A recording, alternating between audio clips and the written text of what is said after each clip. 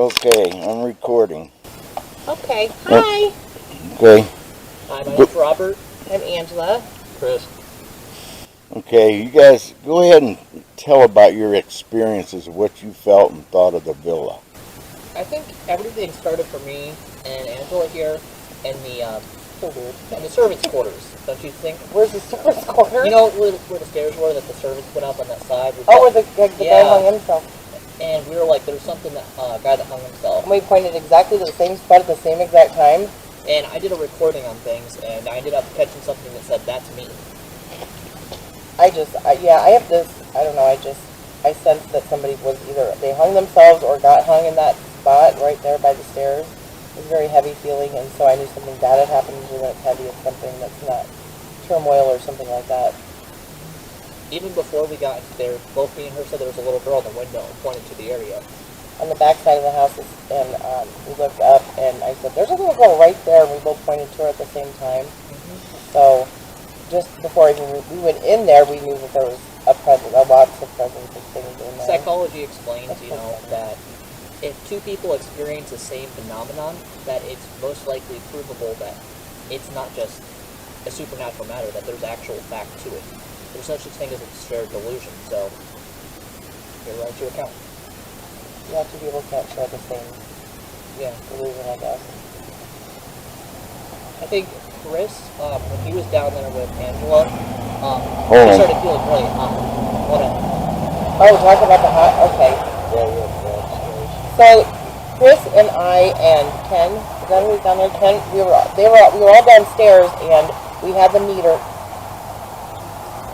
It was the EMF meter when we were going down the stairs, right before we started to go down the stairs in the, what is it called?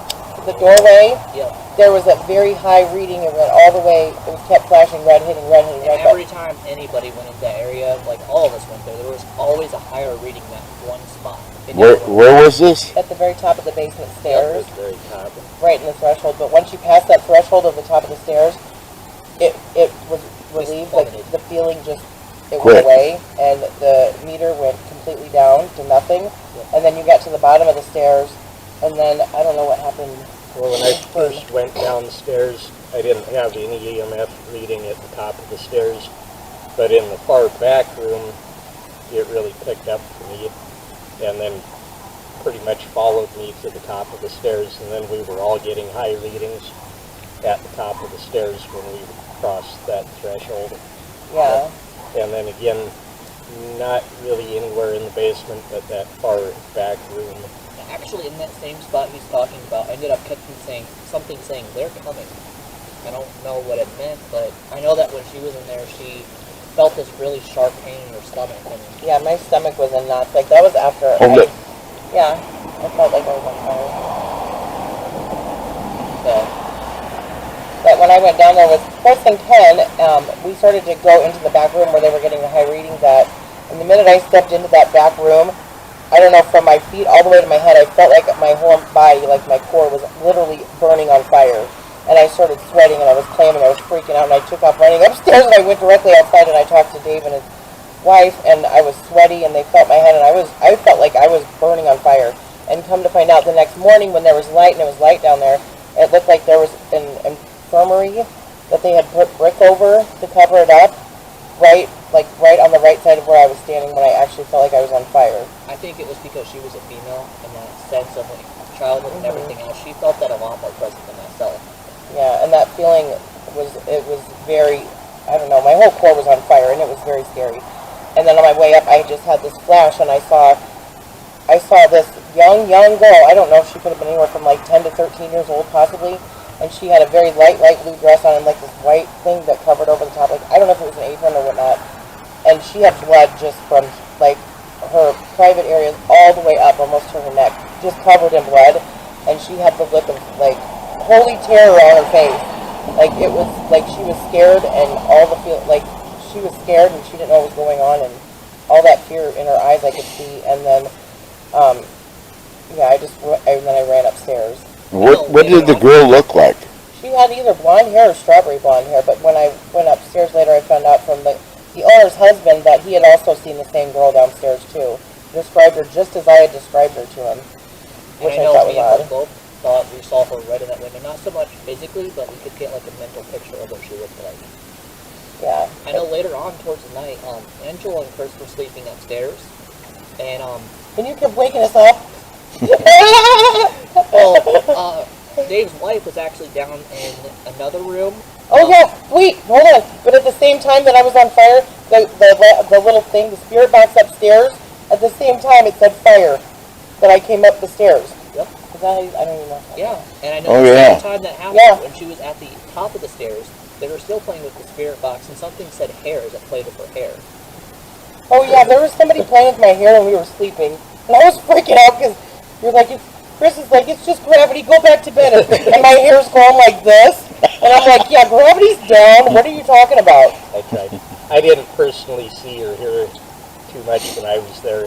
EMF readings were the main thing that I get. I know But, the first day, or the first time we went up there, she was like, is this bird poop? And then something's like, no.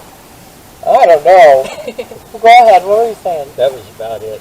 All right, You were getting messed with when I was trying to sleep. and tell me it's gravity. That's not gravity, dude. Your hair's going up. And then me turning off the lights on you.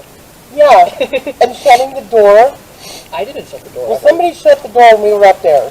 No, I shut the door once when I was going through towards the last part of the night, but I never shut it. You had too much coffee. But anyways, the next day, it was like the greatest for me because I had the meter, and I was talking to somebody, and they told me to get the baby out, and I don't know what that was, but it said so on the spirit box. It played back. It said little Jesus, and then I kept talking to this person. I don't know. I think it was a girl, and she said, "Get the baby out." I said, "How can I help you?" She said, "Get the baby out," and yeah, and I was supposed to go back and talk to her, and I never did, and I feel bad about that.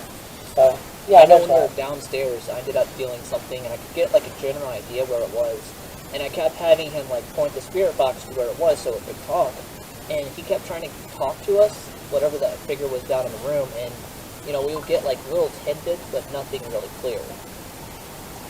Your son, and then the older chap. You heard that. Yeah. Oh, we're running low on power. Okay. But I think that about sums up our experiences. It was pretty amazing. It was. Now, that hole downstairs in the corner Yeah. that something was digging at, I have a funny feeling that's what she meant by get the baby out. Yeah, I think there's something, a baby Probably. buried there. yeah. They probably want to, release her spirit. They probably did a lot of bad things in that basement, and I think that the Lady Goldie that used to live there, is my theory on the whole thing. I think the Lady Goldie that they found passed away in that rocking chair with the pistol and with all black. I think, honestly, I think she was a witch, but I think she was a good witch. And I think she placed like some kind of spell or something, so whatever is down in the basement cannot come up. Like there's That's a barrier. that's Yep. the same thing Jason said. And I'm gonna, yeah, well, that was my theory. Maybe she prayed to God, and she's like, God, protect us, make it so nothing can cross this threshold.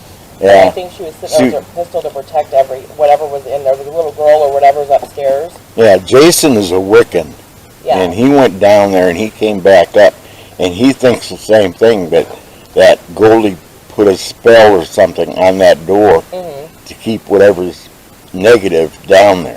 And if I may, that lady that camps out outside of the house all the time, the lady that said she was an oracle, I think that possibly my theory with this, I know She gave me an off feeling.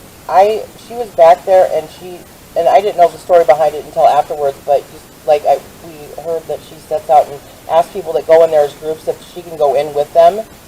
And I've never in my life said anything about anything to anybody that's not normal. And I looked at her and I said, "So how long have you been practicing?" And she knew exactly what I meant.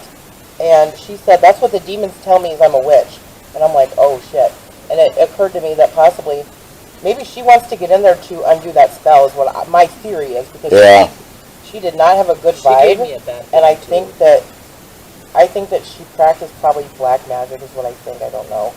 But I've never talked to any other person in the world like that, and I just looked her dead in the eye and I said, "How long have you been practicing?" And she just looked at me like, "Oh shit." And she's like, "I'm an oracle." Well, an oracle is not, no, there's no demons that are going to call a witch a demon or whatever. Demons Yeah. are not going to call an oracle a witch if she's not. I did notice So- with her speech patterns, because I also But studied she knew vocal right away what I was analysis, talking about. that her speech patterns were very irregular, and they were very chaotic. And Yeah. formulating sentences, it was almost as if she had some sort of substance that she was abusing. Yeah. She didn't seem like her mind was on track when she was No. She talking. just wanted to She know. jumped around too much. She did. Yeah. Okay, That's I'm gonna my shut thoughts this on thing that. off. All right. Okay. Thank you guys for chatting with us. Thank you. That is, we just paid $40.